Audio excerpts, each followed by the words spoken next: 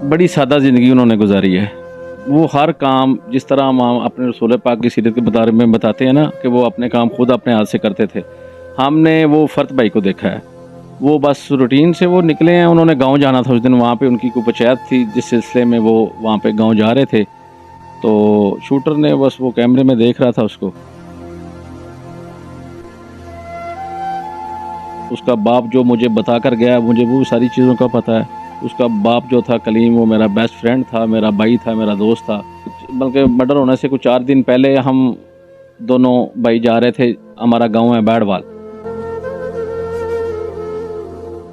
रास्ते में उन्होंने कॉल किया है कि किसी को आप बाहर सेंटर के गेट पे आ जाओ। उसमें थे कुछ कपड़े भी थे, उसके चीज़ें थी, वो पेपर के अंदर पैसे डाले हुए थे, उसके ऊपर रबर डाली हुई थी। मुझे नहीं पता ये कौन है, किसको दे रहे हैं। एसपी फरहत अब्बास की मैं फैमिली से मिली, बाकायदा उनके बच्चों से मिली, मैंने उनके महल्लेदारों से, उनके हमसायों से बात की। नेक दिल इंसान के मरने के बाद अगर आप उन पे इतनी नेगेटिव बातें करेंगे तो मुझे लगता है कि आपके लिए शर्म का बायस है। बिस्मिल्लाहिर्रहमानिर्रहीम, अस्सलाम वालेकुम नाज़रीन, मैं हूँ मारिया और आप देख रहे हैं टुडे स्टोरी। नाज़रीन, एसपी चौधरी फरहत अब्बास केस जिसको हम बहुत अच्छे तरीके से देख रहे थे, आपको गए बगए वो डिटेल्स बता रहे थे।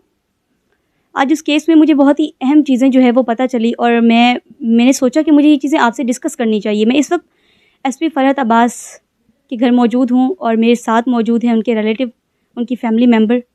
तो हम इनसे बात करते हैं और आपसे वो चीज़ें डिस्कस करते हैं। अस्सलाम वालेकुम। वालेकुम सलाम मारिया। सर, बहुत अफसोस हुआ, अल्लाह पाक उनको जन्नतुल फिरदौस में जगह दे। आमीन। सर, मुझे बताइए कि वो किस तरह के आदमी थे एसपी फरहत? वो ये इतना एडवांस वक्त दौर आ गया है, अगर मैंने अपनी ज़िंदगी में इस इतने एडवांस दौर में अगर कोई अच्छा इंसान देखा है तो वो हमारी फ़रत भाई थे। अगर आप उसके बारे में डिटेल से पूछना चाह रही हैं तो उन्होंने एक 13 साल ज़िंदगी चुंग सेंटर में गुजारी है। हमारा गांव है पत्तोकी के साथ बैडवाल। आप वहाँ पे जाएंगी, वहाँ का बच्चा बच्चा उनके बारे में आपको बताएगा वो किस किस्म के उन्होंने लाइफ गुजारी है और वो किस किस्म के बंदे थे। अच्छा सर, उनकी आखिरी बार आपसे क्या बात हुई? मेरी उनकी आखिरी वक्त में कोई बात नहीं। 2 दिन पहले वैसे वो गांव जा रहे थे, मैं उनके साथ गया था, तो कोई ऐसी बात उनके साथ मेरी नहीं हुई। तो उनकी फैमिली से उनकी आखिरी बार क्या बात हुई? कोई उन्होंने आपसे जो शेयर? नहीं, मैं उसके बारे में नहीं जानता हूँ। वो उनकी फैमिली आपको बता सकती है कि उन्होंने उनके साथ क्या डिस्कस की है या क्या बात बताई है। अच्छा सर, वो किस तरह अपनी लाइफ गुजारते थे? वो बड़ी सादा ज़िंदगी उन्होंने गुजारी है। वो हर काम जिस तरह हम अपने रसूल पाक की सीरत के बारे में बताते हैं ना कि वो अपने काम खुद अपने हाथ से करते थे, हमने वो फ़र्त भाई को देखा है। वो हर काम जो था ना वो अपना खुद करना पसंद समझते थे। उसने एसपी लेवल के बंदे थे, उनको गार्ड भी मिला होता था, उनके पास वो हर चीज़ अवेलेबल, लेकिन नहीं, वो अपना काम अपने हाथ से करना समझते थे भी मैं खुद करूं। यहाँ तक कि अपने शूज़ पॉलिश करना और अपनी गाड़ी खुद साफ़ करना, ये सारे काम वो कम समझते थे। यहाँ तक कि भाई कपड़े इस्त्री करने तक वो समझते थे कि मैं सारे काम अपने हाथ से करूं। इतनी सादा ज़िंदगी उन्होंने गुजारी है। जी सर, वो गाड़ी वॉश कर रहे थे, वो कहाँ जा रहे थे? वो उनका रूटीन था, वो जो काम मैंने पहले आपको बताया कि वो हर काम अपने हाथ से करना बेहतर समझते थे। वो बस रूटीन से वो निकले हैं, उन्होंने गांव जाना था उस दिन, वहाँ पे उनकी कोई पंचायत थी जिस सिलसिले में वो वहाँ पे गांव जा रहे थे। तो शूटर ने बस वो कैमरे में देख रहा था उसको, तो वो उस दिन वो गांव का उनका प्रोग्राम था, वो गांव आ रहे थे। वो जो शूटर था, वो जो गार्ड था आरिफ आफरीदी, वो एक्चुअली गार्ड किसका था? वो उसका छोटा भाई था, उसका नाम था कलीम, उर्फ उसको कीमी बोलते थे। उसका वो गार्ड था, ठीक है। और वो 2-3 साल से जो है ना वो इसी महल्ले में और इसी उसके छोटे भाई के पास रह रहा था। तो बस उसने ही उसके साथ वो ट्रेजेडी की। आपको कभी फील नहीं हुआ कि हमारे साथ ऐसा हो सकता है या कुछ भी?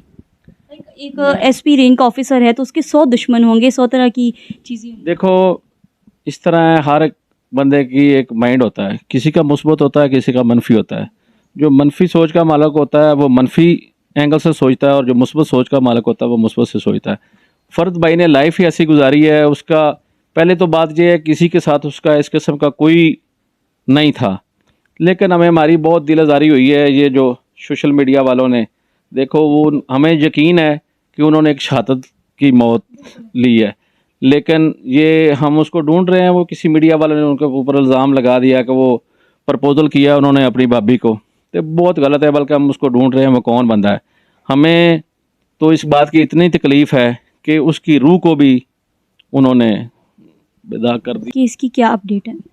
वो सीए वाले, हम उनके बहुत मशहूर हैं। सीधी सी बात है कि उन्होंने हमारे लिए बहुत काम किया है और हम उनके बहुत ज़्यादा शुक्रगुजार हैं कि उन्होंने इतनी जल्दी वो हमारे जो केस को उन्होंने उस मुलज़म को भी पकड़ा और सॉल्व भी किया। लेकिन वो अपनी तफ्तीश कर रहे हैं और वो उनका भी एसपी था, वो महकमे की तरफ से अपनी बहुत जद्दोजहद और कोशिश कर रहे हैं। सर, जैसा कि आपने मुझे बताया कि आपकी और हीरा की जो बेटियां हैं वो एक ही रिक्शे में स्कूल जाती हैं, ठीक है, तो आपको काफ़ी एहसास होगा उनका। लेकिन हीरा के बच्चों और उनकी वालदा का जो बयान आया कि उनको हरास किया जा रहा है, उनको डराया जा रहा है, उनको ख़तरा है, इस बात में कितनी सच्चाई है? देखो बात सुनो, मैंने पहले आपको बताया कि वो कलीम की बेटियां हैं और हमारी इज़्ज़त है। वो मेरी बेटियों के साथ अगर जाती हैं तो मेरी अगर बेटियां हैं तो वो भी मेरी बेटियां ही हैं। तो उसके बारे में कोई आपको मैं नहीं कह सकता हूँ, वो ना मैं कहना चाह रहा हूँ, ठीक है। तो बस वो हमारा खून है, हमारी वो इज़्ज़त है। हम उनका हर मामले में उनके साथ खड़े हैं। उनका जो हक होगा, उसका बाप जो मुझे बता कर गया, मुझे वो सारी चीज़ों का पता है। उसका बाप जो था कलीम, वो मेरा बेस्ट फ्रेंड था, मेरा भाई था, मेरा दोस्त था। इंशाल्लाह ताला मेरे अल्लाह ने चाहा। ये ऐसे मीडिया वाले जायदाद का कहीं उछाल रहे हैं, कहीं कुछ ऐसी उल्ट पटांग बातें कर रहे हैं। क्या वाकई में प्रॉपर्टी का मसला था? बिल्कुल नहीं है वो। मैं बस आपको क्या बताऊं, एक बच्चे जो होते हैं, ये जो विरासत होती है ना, ये उन बच्चों की होती है जो उनके बाप की तरफ से उनको आए। ये अभी वो छोटी बच्चियां हैं तो वो ये सारी चीज़ें उनकी हैं, अल्लाह उनके नसीब में करे। हमारी फैमिली के पास तो अल्लाह का दिया इतना कुछ है कि हम वो आपको बताएंगे तो आप खुद जाके वो को बुलाएंगे, आप देख लेना वहाँ पे। गरीबों के साथ, मुलाजमों के साथ एसपी साहब किस तरह रहते हैं? मैं जा रहा था उनके साथ, दो बल्कि मर्डर होने से कुछ 4 दिन पहले हम दोनों भाई जा रहे थे। हमारा गांव है बैडवाल, तो रास्ते में चुंग सेंटर से पहले उन्होंने कॉल की है और वहाँ के जो मेरा ख्याल माली थे, और बेशक आप उनसे पूछ सकती हैं। हम लोग दोनों जा रहे हैं, रास्ते में उन्होंने कॉल की है कि किसी को आप बाहर सेंटर के गेट पे आ जाओ। जब हम गेट पे हमने गाड़ी खड़ी की है तो डिक्की में से उन्होंने 2 बैग निकाले हैं। उसमें थे कुछ कपड़े भी थे, उसके चीज़ें थी, और फिर उन्होंने गाड़ी के आगे से वो पेपर के अंदर पैसे डाले हुए थे, उसके ऊपर रबर डाली हुई थी। मुझे नहीं पता ये कौन है, किसको दे रहे हैं। तो उस वो बूढ़े बंदों को उसने वो चीज़ें दी हैं। तो फिर हम आगे थोड़ा सा गए हैं तो मैंने उससे पूछा, मैं कहा भाई ये कौन थे? उसने कहा ये मेरे जो सेंटर के माली हैं, इनको मैंने ईदी दी है और वो सामान दिया है। माशाल्लाह, इतने दरिया दिल इंसान थे, इतने नेक सीरत इंसान थे जिनके बारे में इतना नेगेटिव और प्रोपेगेंडा किया जा रहा है। अच्छा सर, मुझे ये बताएं, कभी भी आपको शक नहीं हुआ जब वो औरत आपके घर में आती थी? रमज़ान था, इवन आप तो मर्द हैं, आपकी आंख तो है, वो जल्दी पहचान जाती? नहीं, मैं आपको बता रहा हूँ कि हमारी सारी फैमिली ही मुस्बत सोच की मालक है। हमने उस एंगल से किसी को देखा ही नहीं है, हमें शक भी नहीं है, देखा ही नहीं। आपको पता कैसे चला और किसने आपको खबर दी कि एसपी साहब का कत्ल हो गया? वो यहाँ पे जब उसको फैर लगा है तो यहाँ पे हमारी फैमिली बैठी हुई है, मेरे कज़न भी हैं और खालाजाद भी हैं और हमारी फैमिली के मेंबर थे। उन्होंने कॉल करके बताया कि भाई को इस तरह फैर लग गया। अच्छा सर, उन मीडिया वालों को आप क्या जवाब देना चाहते हैं? उन मीडिया वालों को मैं यही जवाब देना चाह रहा हूँ कि प्लीज़, अगर आप मीडिया पे कोई बात चलाते हैं तो पहले उसकी तस्दीक कर लिया करें। देखें, आपने एक फ़रिश्ता को इंसान के बारे में ऐसे गलत बात की है जो हम पढ़ते हैं और हमें बहुत दुख होता है कि एक फ़रिश्ते इंसान के बारे में आपने क्या कमेंट्स लिख दिए हैं और क्या बात आपने की कर दी है। सर बहुत शुक्रिया, अल्लाह पाक आपको सब्र दें और आपकी फ़ैमिली को भी, आमीन।